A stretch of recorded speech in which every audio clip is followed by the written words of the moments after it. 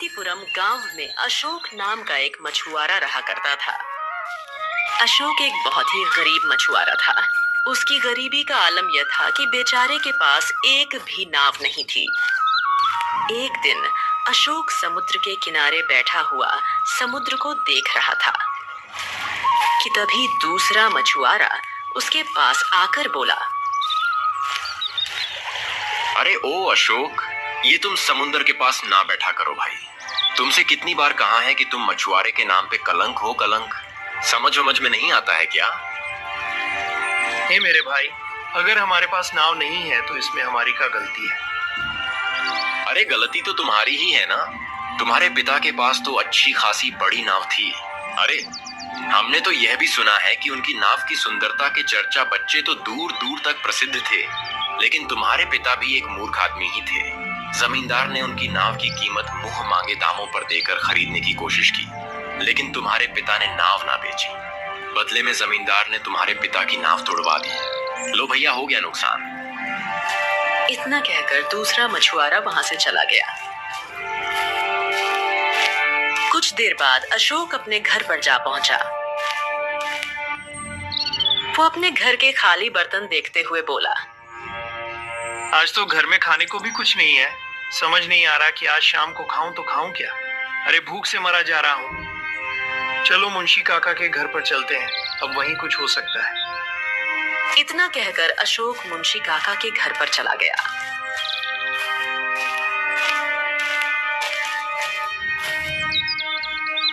हाँ अशोक, लगता है तुम्हारे घर पर राशन फिर से खत्म हो गया।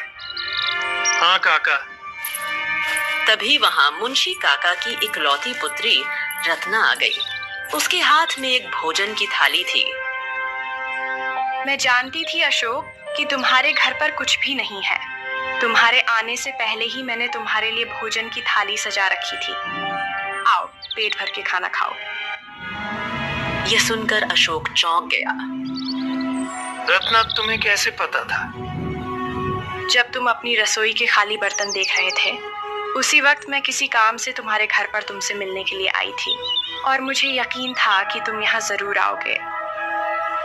अशोक की आंखों में आंसू आ गए और वो खाना खाने बैठ गए। अशोक बेटा, ऐसा कब तक चलेगा हैं?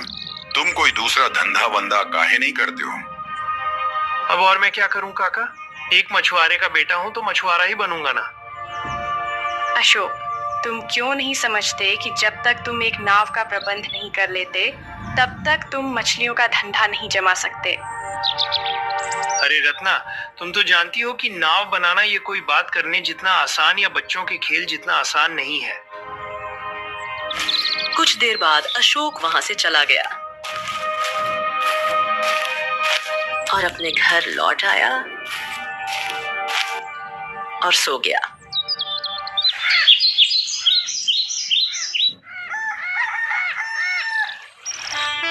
अगली सुबह जब अशोक सोकर उठा तो वो अपने आप से बोला, अरे अब तो मुझे मुंशी काका के घर पर भी खाना खाते हुए शर्म आने लगी है। मैं जानता हूँ कि वो हमारे पड़ोसी हैं, लेकिन कब तक मैं उन पर ऐसे ही बोझ बनता रहूंगा? नहीं नहीं नहीं, आज तो मैं मछलियों का इंतजाम करके ही रहूंगा। भले ही मेरे पास नाव ना हो तो क्या हो गया, हमारे पास जाल तो है ना। इतना कहकर अशोक अपना फटा हुआ जाल लेकर समुद्र के किनारे चला गया। अशोक का फटा हुआ जाल देखकर वहां के मछुआरे उसका मजाक उड़ाने लगे। ये तो हम मछुआरों की प्रजाति ही बदनाम कर रहा है। अरे भाई, बिना नाव और बिना जाल के कौन मछली पकड़ता है? अशोक गुस्से से उन दोनों मछुआरों की ओर देखकर बोला, अरे अगर मेरा जाल तुम लोगों को इतना ही बुरा लग रहा है तो तुम हमारे लिए कोई दूसरे जाल का इंतजाम काहे नहीं कर देते हो? बोलो। अरे हम काहे करें तुम्हारे लिए जाल का इंतजाम? अरे तुझ जैसे कलंकी पर हम अपना 1 रुपया ना खर्च करें। बात करता है। हाँ, तो फिर अपना मुंह चलाना भी बंद करो कि मैं मछुआरों की प्रजाति को बदनाम कर रहा हूँ। एक तो वैसे भी परेशान हूँ और ऊपर से तुम लोग और परेशान कर रहे हो। अशोक की बात सुनकर दोनों मछुआरे एक दूसरे की ओर देखने लगे। हाँ चल भाई, चलते हैं। हम दोनों ने तो मछलियां पकड़ ही ली हैं। अब ये तो यहाँ शाम तक बैठा रहेगा। क्योंकि फटे हुए जाल में तो कोनो मछली ना फंसती, और ऊपर से इस मनहूस की शक्ल देखने से तो अच्छा है कि हम लोग अपने अपने घरों पर अपने अपनी पत्नियों के हाथ का बना हुआ स्वादिष्ट भोजन खाएं। चल चल चल। इतना कहकर दोनों मछुआरे वहां से चले गए। अशोक ने ईश्वर का नाम लेकर अपना जाल समंदर में फेंक दिया। कुछ देर बाद अशोक का जाल भारी हो गया। हाँ हाँ, हे भगवान, लगता है कि तूने मेरी सुन ली। लगता है कि मेरे जाल में कोई भारी मछली फंसी है। इससे पहले कि वो फटे हुए जाल से निकल जाए, मुझे जाल खींच लेना चाहिए। हाँ। इतना कहकर अशोक बड़ी फुर्ती से जाल खींचने लगा, मगर अगले ही पल उसका चेहरा हैरानी से भर गया। उसके जाल में एक बड़ा सा बंदर फंसा हुआ था, जो घायल और बेहोश था। अरे ये क्या? ये तो बेहद ही गजब और विचित्र बंदर लग रहा है। दूसरों बंदरों के मुकाबले इसका आकार भी बड़ा है। ओ हो, घायल भी है। लगता है कि इसका हाथ जरूर किसी जहाज से टकराया है और बेहोश है। हाँ, शायद बेहोश इसीलिए है क्योंकि इसके मुंह और पेट में पानी चला गया होगा। इतना कहकर अशोक ने उसे जाल से बाहर निकाला और उसका पेट दबाने लगा। अगले ही पल बंदर के मुंह से पानी निकला और वो होश में आ गया। मैं तुम्हारा एहसान कभी नहीं चुका सकता मेरे दोस्त। तुमने मुझे बचा लिया, वरना मैं तो समझा था कि मेरा खेल खत्म हो गया। अरे ये क्या? ये मैं क्या देख रहा हूँ? अरे गजब भैया गजब, ये तुम तो इंसानों की तरह बात करते हो हैं। मेरे मित्र, मैं समंदर के बीच एक रहस्यमयी टापू में रहता हूँ। न जाने मेरे मन में क्या आया कि मैंने सारे संसार को घूमने की ठानी।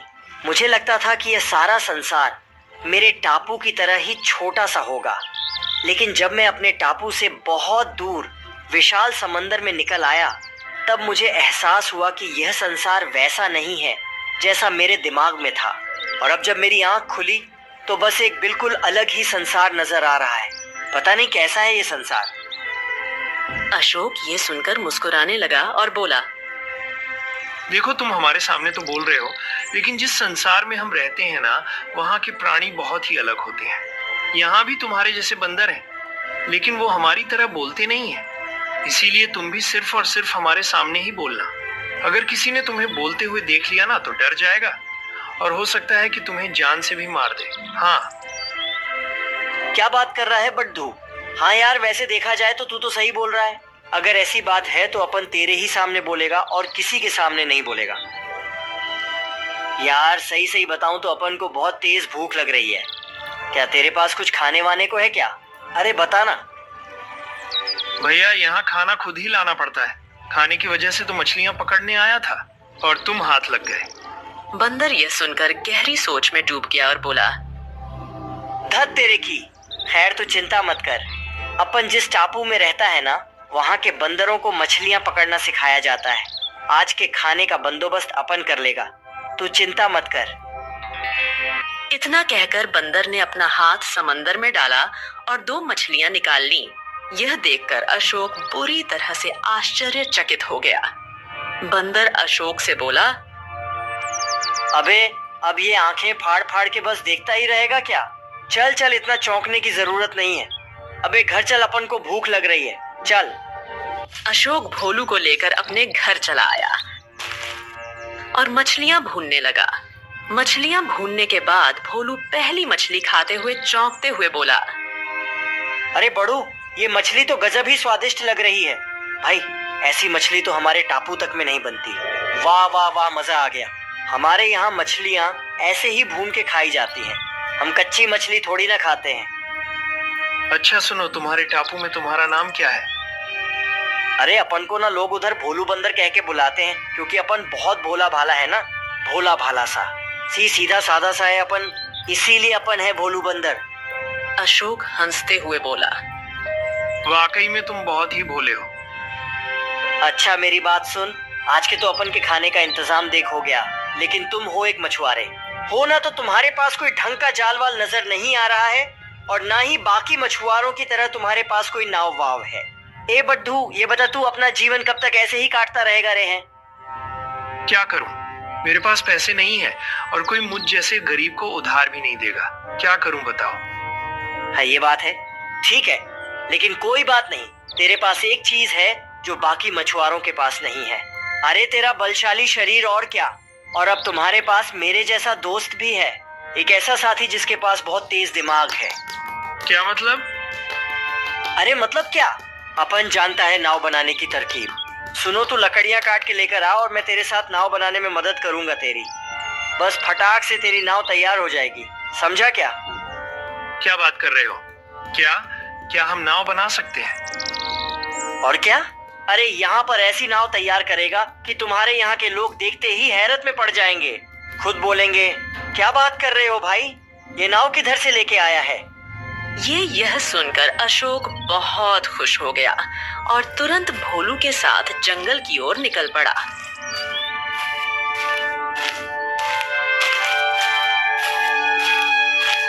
जंगल में पहुंचकर भोलू बंदर इधर उधर देखने लगा और फिर एक पेड़ की ओर इशारा करते हुए बोला, ये देखो, ये साल का पेड़ है, इसकी लकड़ी बड़ी मजबूत होती है और नाव बनाने के लिए सबसे बढ़िया भी है। एक काम करो, तुम इसकी मोटी टहनी को काटो। अशोक ने भोलू के निर्देश पर पेड़ की मोटी शाखाएं काटनी शुरू की। भोलू एक ओर खड़ा होकर बार बार दिशा देता जा रहा था। अबे भाई, उस टहनी को थोड़ा नीचे से काटो यार। हाँ, वही। अब उसे जमीन पर पटक दो ताकि उसमें से जो कीड़े मकोड़े हैं ना, वो सब निकल जाए। और हाँ, जो लकड़ी तुम्हें खोखली लगे उसे अलग कर देना, ठीक है? अशोक पसीने से लथपथ था, लेकिन भोलू के निर्देशों पर मेहनत करता जा रहा था। कुछ देर बाद भोलू ने कहा, हाँ तो चल बड़ू, इन लकड़ियों को उठाकर अपने घर के पिछवाड़े पर रख लेते हैं। कल सुबह से अपन नाव बनाना शुरू करेंगे, ठीक है ना? हाँ, समझ गया भोलू। चलो मैं सारी लकड़ियां उठा लेता हूँ।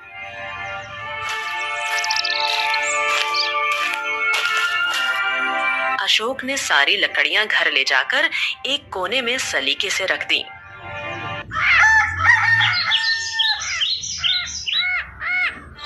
अगली सुबह भोलू ने पेड़ों की छाल निकालने और लकड़ी को घिसने का काम शुरू कराया। उसने अशोक से कुछ पत्थर भी इकट्ठे करवाए जिनसे लकड़ी को घिसा जा सके। अशोक पूरी लगन से भोलू के कहे अनुसार काम करता रहा।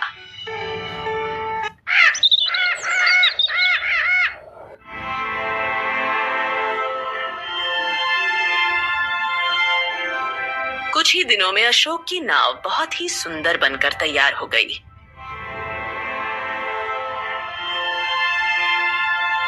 हाँ, अरे भोलू, तुमने तो बहुत ही सुंदर नाव बनाकर तैयार कर दी। हाँ, अपन ने थोड़ी, तुमने तैयार की है तुमने। अरे मैंने तो तुमको सिर्फ बताया है कि नाव बनाते कैसे हैं। अरे बिद्दू, सारी मेहनत तेरी है, तेरी। उसी समय वहां रत्ना आ गई और जैसे ही उसने नाव देखी, बुरी तरह चौंक उठी।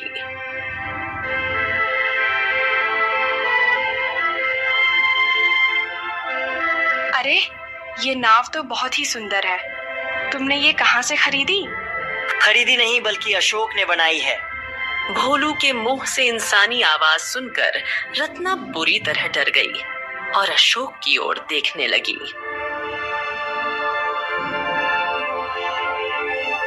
अरे हमने तुमसे मना किया था ना कि किसी के सामने बोलना मत। अब यह तो अच्छा है कि रत्ना है, कोई और दूसरा होता तो बस मुश्किल में ही पड़ जाते। फिर इतना कहकर अशोक ने रत्ना को सारी घटना बताई और फिर कहा, हाँ तो अब ये मेरा साथी है, मतलब मेरा दोस्त भोलू, बहुत ही अच्छा है।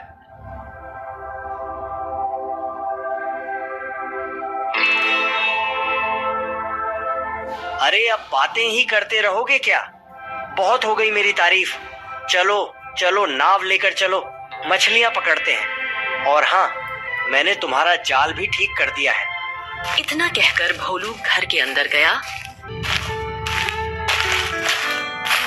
और थोड़ी देर बाद जाल लेकर वापस आया। अरे वाह, तुमने तो जाल को बड़ी बारीकी से ठीक किया है। अरे क्या बात कर रहा है, बोला तो था। अपन एक रहस्यमयी टापू में रहता है। अपन के इलाके में बंदर को सब काम करना सिखाया जाता है। उस्ताद है अपन रे।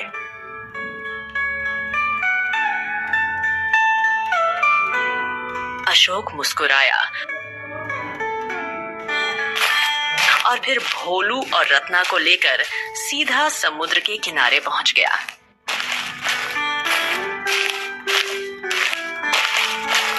जैसे ही अशोक की नई नाव समुद्र किनारे पहुंची, सभी मछुआरे चौंक गए।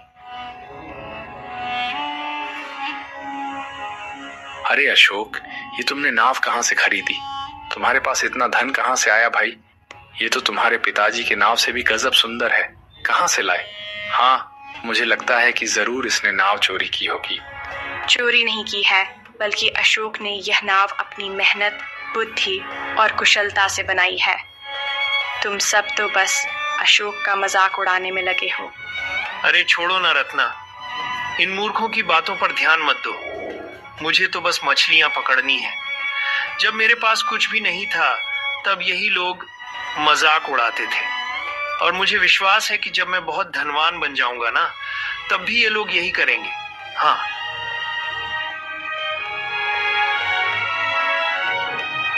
इतना कहकर अशोक ने जाल फेंका और कुछ ही देर में जाल मछलियों से भर गया।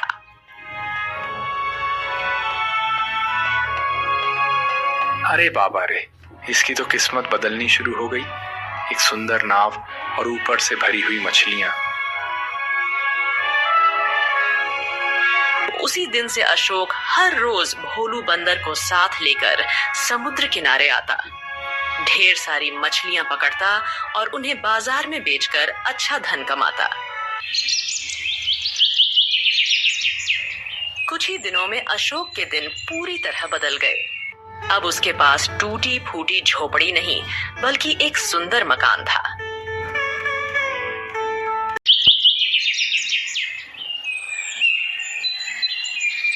एक दिन अशोक अपने मित्र भोलू बंदर से बोला, ये सब कुछ तेरे ही वजह से हुआ है भोलू। मेरे दोस्त, मेरे भोला बंदर, अब देखो हम भी तुम्हारे जैसा बात करने लगे हैं। सही कहें, तुमसे मिलने के बाद हमारी तो किस्मत ही बदल गई।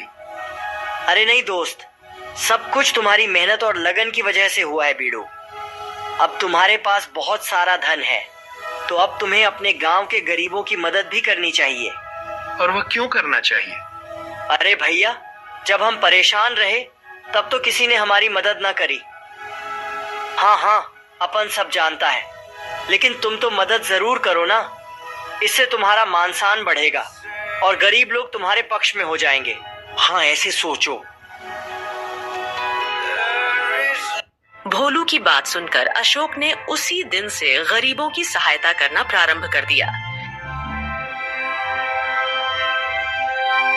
यह बात गांव के मुखिया जमींदार को पसंद नहीं आई। जमींदार अपनी हवेली में बैठा था कि तभी वहीं दो जलने वाले मछुआरे वहां पहुंच गए।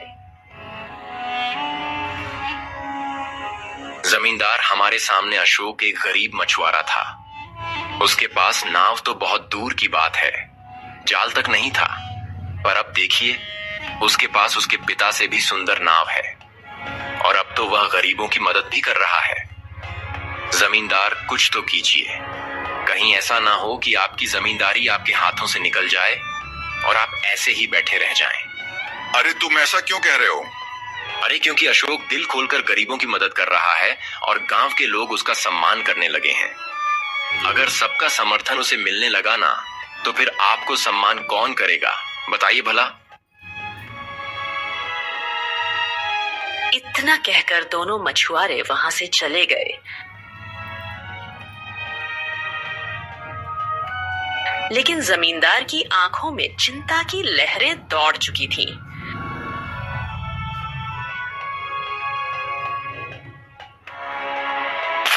जमींदार गहरी सोच में डूबा हुआ था कि तभी उसकी पत्नी वहां आ गई।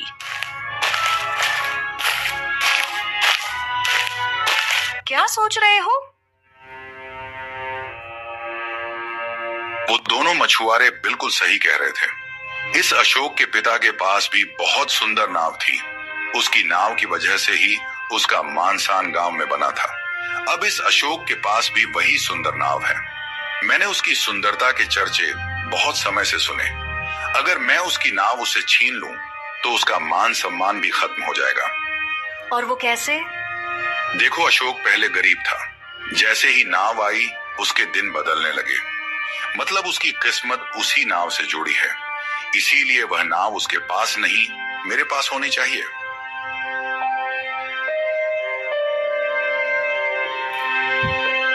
इतना कहकर जमींदार अपने 2 गुर्गों राका और बिल्ला को साथ लेकर समुद्र किनारे पहुंच गया, जहां अशोक अपने साथी भोलू बंदर के साथ था। जमींदार को देखकर अशोक चौंक गया।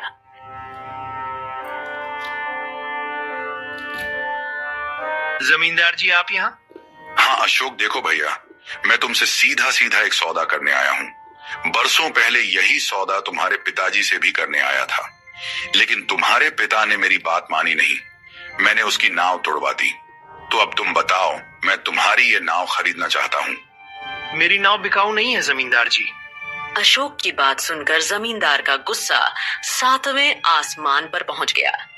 अरे तो देखते क्या रांगा और बिल्ला, इस बंदर और अशोक को उठाकर फेंक दो और नाव को तोड़ डालो। चलो। रंगा और बिल्ला हथौड़ी और कुल्हाड़ी लिए हुए थे। बाकी मछुआरे, खासकर वो 2 जो अशोक से जलते थे, वो सब एक साथ नाव पर टूट पड़े। हथौड़ियों की चोटें, कुल्हाड़ियों के बाल, कुछ ही देर में अशोक चूर हो गई। बहुत गरीबों की मदद करता था ना तू? अब देख, मैं तुझे समुंदर किनारे मछली भी नहीं पकड़ने दूंगा। इतना कहकर जमींदार अपने दोनों गुर्गों के साथ वहां से चला गया। अशोक और भोलू टूटे हुए मन से टूटी नाव की ओर देखते रहे। फिर वो चुपचाप अपने घर लौट गए।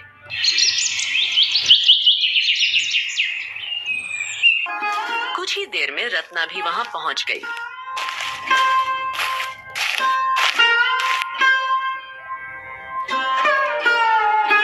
अशोक, मुझे बहुत बुरा लगा जब सुना कि जमींदार और मछुआरों ने तुम्हारी नाव तोड़ डाले। इतना सुनते ही अशोक की आंखों से आंसू बहने लगे। रत्ना, हमारी मेहनत, हमारी नाव, सब कुछ खत्म हो गया। हार मत मानो अशोक, दूसरी नाव बनाओ। मैं तुम्हारी मदद करूंगी। तुम्हें हिम्मत नहीं हारनी चाहिए। अरे अपन भी तो अशोक से यही कहता है ना, नाव तोड़ दी तो क्या हो गया, मछली तो नहीं तोड़ी ना। अपन फिर से नाव बना लेंगे, इसमें कौन सी बड़ी बात है। और इस बार अपन और भी सुंदर बनाएंगे। भोलू की बातों से अशोक को फिर से साहस मिला। उसने अपने आंसू पोंछे और नई नाव बनाने में जुट गया।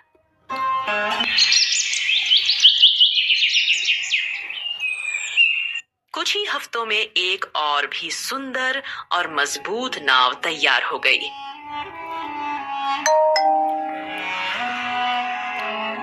जब यह बात जमींदार को पता चली तो वो हैरान रह गया। अरे इतनी जल्दी अशोक ने फिर से नाव बना ली? हाँ, जरूर कोई गड़बड़ है। एक मछुआरा इतनी सुंदर नाव बना ही नहीं सकता। जमींदार ने राका और बिल्ला को अशोक के घर की निगरानी में लगा दिया। राका और बिल्ला छिप कर देख रहे थे। तभी भोलू बंदर अपनी इंसानी आवाज में अशोक को कुछ समझा रहा था। अरे बिल्ला, यह बंदर तो बोल रहा है। हाँ, यही तो सारा खेल है। यह बंदर ही सिखा रहा है सब कुछ अशोक को। दोनों दौड़कर जमींदार के पास पहुंचे और सारी बात बता दी। जमींदार बुरी तरह से आग बबूला हो गया। वो तो ससुरा ये सारी की सारी फसाद की जड़ी बोलने वाला बंदर है।